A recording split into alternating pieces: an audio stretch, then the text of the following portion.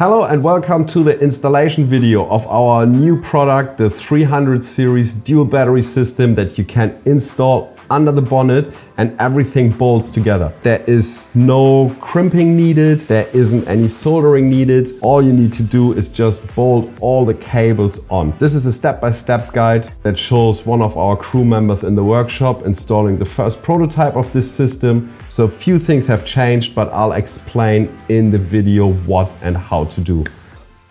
Enjoy!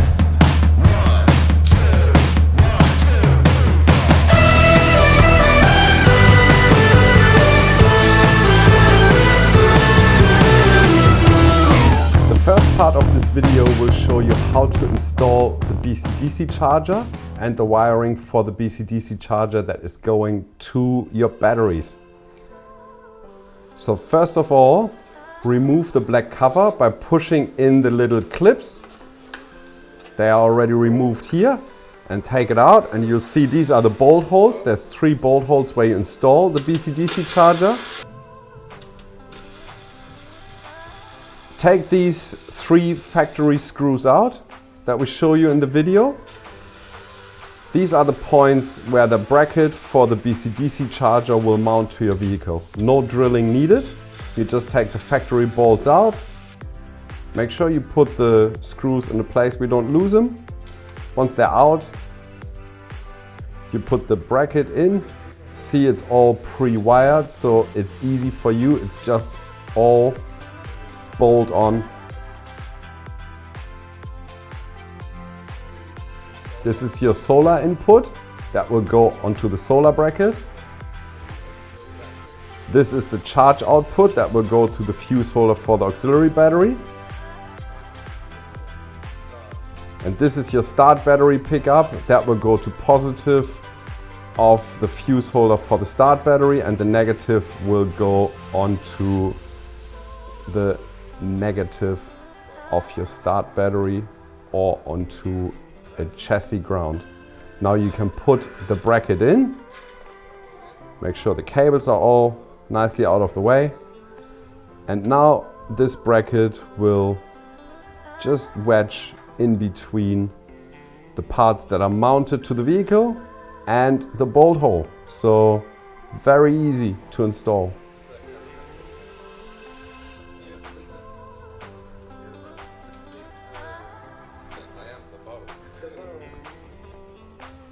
Now run all your cables coming out of the BCDC charger to the left-hand side of your vehicle. Make sure you stay well clear of pinch points. Secure the cable later on with cable ties to existing cables. Avoid aircon hoses because they will get hot and they might melt the sleeving on the cables. Make sure they fold neatly around the corner. Avoid very tight bends. Once you've got the cables to this stage, you can then cable tie the cables to existing brackets or cables. After you've cable tied everything together, you'll find there's a hole in the radiator support bracket where you can run the cables through. That way you get them to come out behind your left hand side headlight. See, this is where they come out. Once you've got the cables there, you can pull them through. This is the cable that goes to your start battery, fuse holder and negative. This is the cable that goes to the fuse holder going to your secondary battery, feeds through the same hole. You run the cables on the side of the fender. There's already cables there, so you can cable tie them to the existing cables. And this is your solar plug-in point cable. So you can quite easily get it through even with the plug on.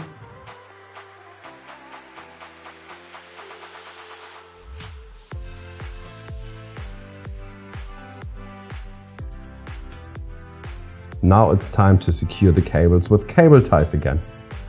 Here are some suggestions where you can cable tie the harness to. We highly recommend following our suggestions for the spots where the cable ties go.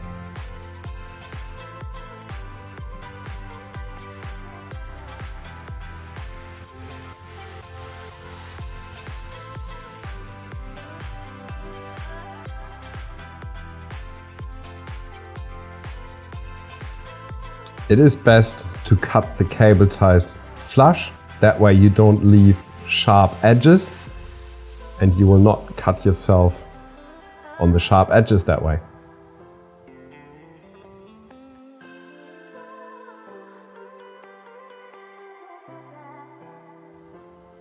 Now you can remove this headlight bolt. This is the place where the solar bracket gets installed to. This is our solar bracket.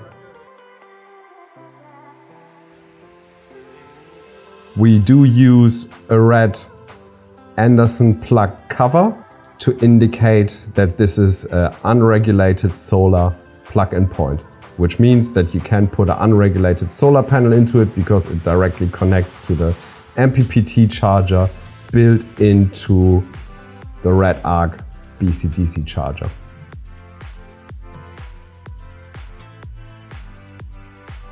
This is how you assemble the cover.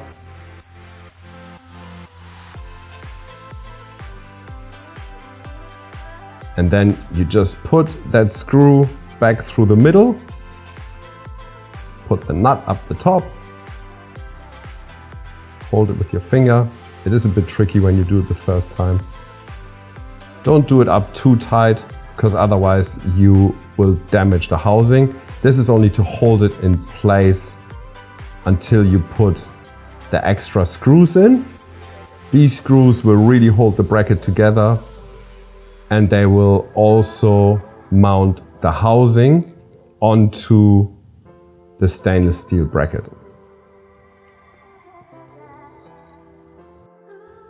And now you can put the nylock nuts on, fasten it, don't overdo it. The nylock nuts just need to be tight, they don't have to be extremely tight because they will not come undone by themselves.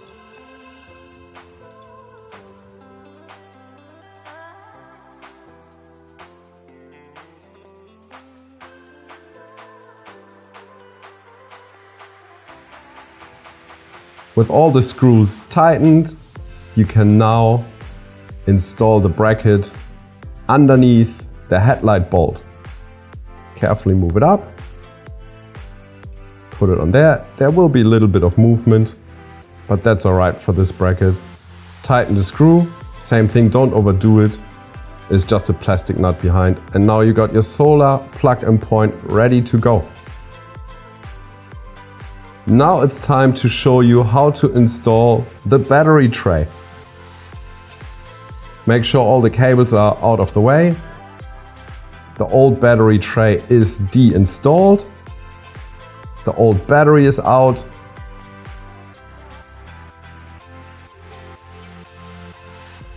Remove that main battery positive cable.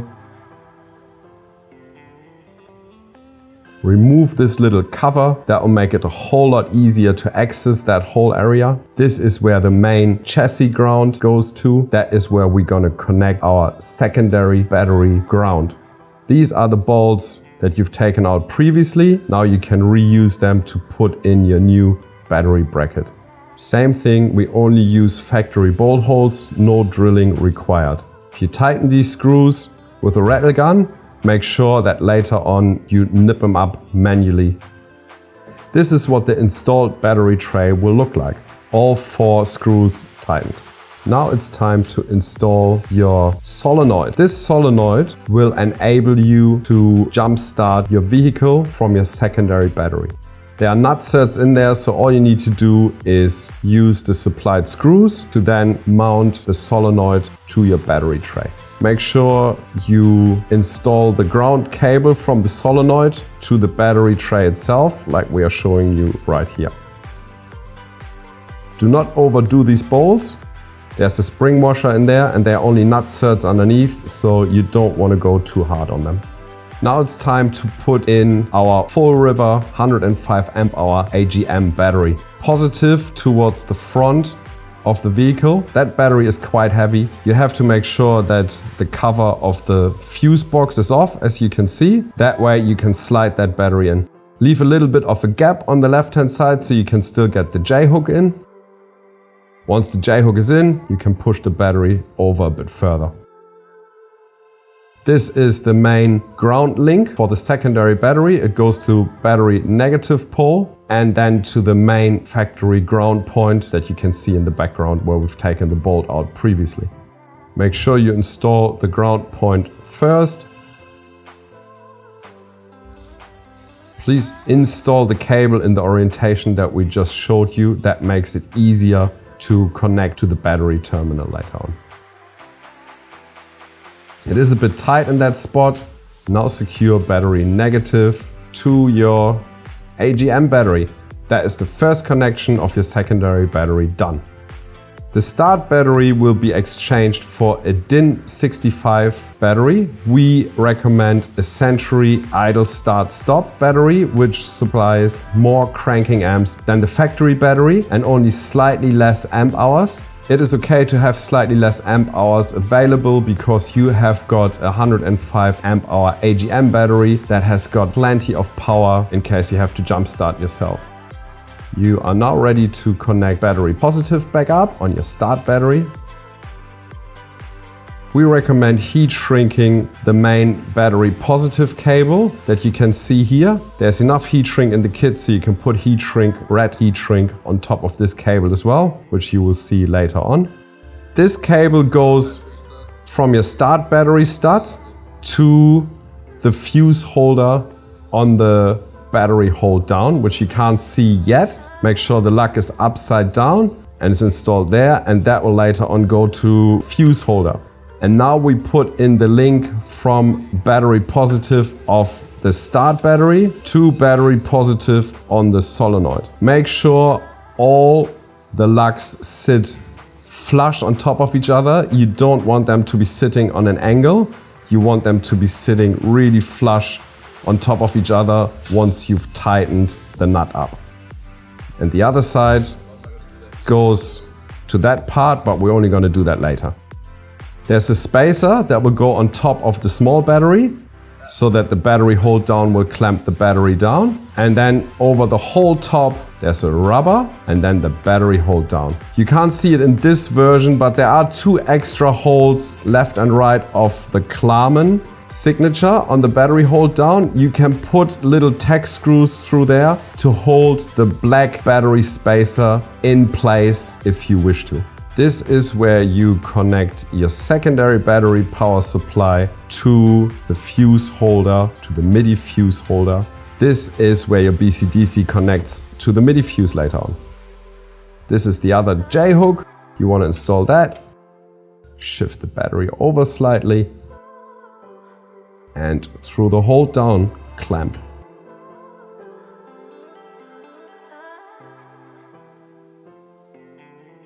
To hold the batteries down, use the big panel washers that are being supplied and the 11mm nuts. We've just got the wing nuts here as a demonstration. Use the 11mm nuts that are supplied with this kit. So as you tighten this one, it will slowly push the starter motor and alternator lead down. Now tighten the start battery positive on your solenoid. Now get your 12mm spanner. Now you can connect that. Make sure that you get the screw tight, but same thing, don't overdo it. Tight is tight enough, you don't want to break things. Now it's time to connect your start battery negative back up. As you can see, the cable loops around nicely that way. Connect it to your start battery negative and then tighten your terminal up again. Get your 10mm spanner again. Make sure it does not touch the battery clamp because you don't want it to be rubbing on the metal. Now it's time to install the power supply from your secondary battery to the solenoid, to that terminal on the solenoid that will later be connected to battery positive of your secondary battery. Make sure you put the lug, as you can see, this is going upside down again, so that the main lug going to battery positive can sit flush on it. That is really important. I'll repeat that, it's really important. You have to make sure that the surfaces are flush on top of each other. Now take the screw out of the battery positive of your secondary battery and install the link cable. The cables going to the battery terminals are quite thick because you can jump start through this installation and through the solenoid in case you flatten your start battery. Be very careful to get the screw on straight. And this part needs to go onto the secondary battery terminal as well. That is the power supply for the switch that goes inside the cap later on. The output will go back to the solenoid and turn it on just in case your start battery is flat. You want to turn the solenoid on to connect your secondary battery to your start battery. Tighten the screw, make sure it's firm, don't overdo it. This cable is the return from the switch. You can connect that to the other side of the solenoid. This is so that when you press the switch in the cap, the solenoid activates and connects both batteries together.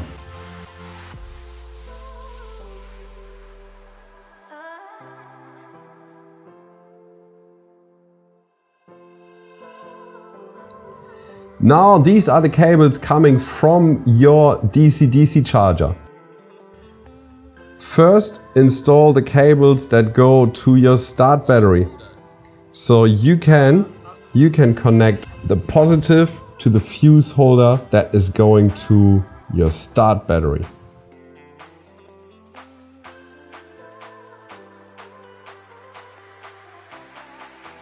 As you can see, here we've put the fuse in straight away.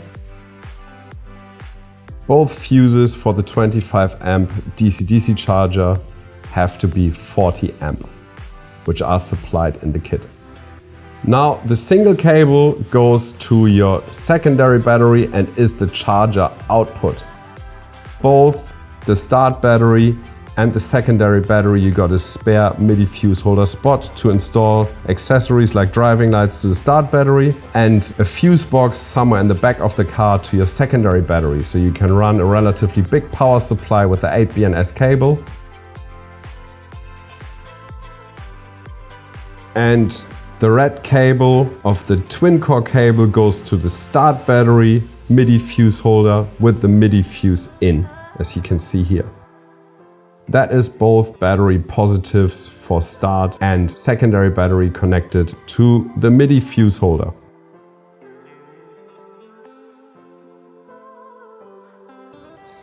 And now you've got your ground or negative for the BCDC charger, which you can put on the start battery terminal, as you can see here.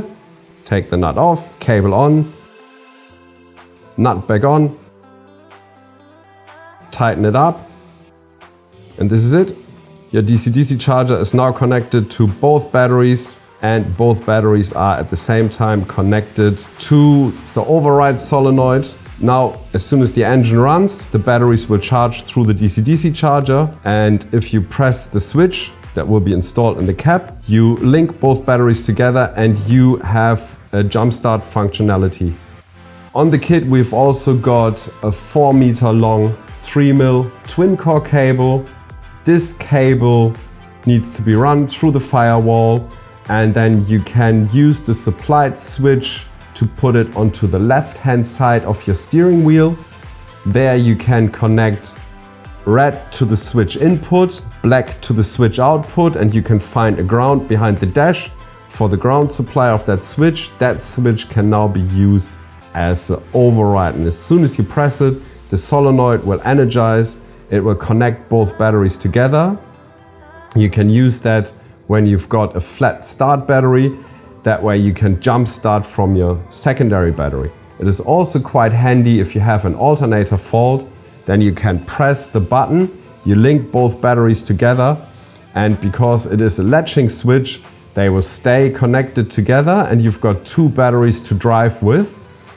So you get a lot more distance before both batteries are flat and you can just drive off your batteries. And that concludes the installation video for our 300 series under bonnet dual battery system. If you got any other questions, please feel free to get in touch with our sales team. The link to the product, which is on our website perthpro.com.au, is in the description below. Click on it, you'll find all the contact details for our shop as well. We'll be more than happy to explain in more detail how you can purchase this item and how you can install this item. Thanks for watching and see you for the next one.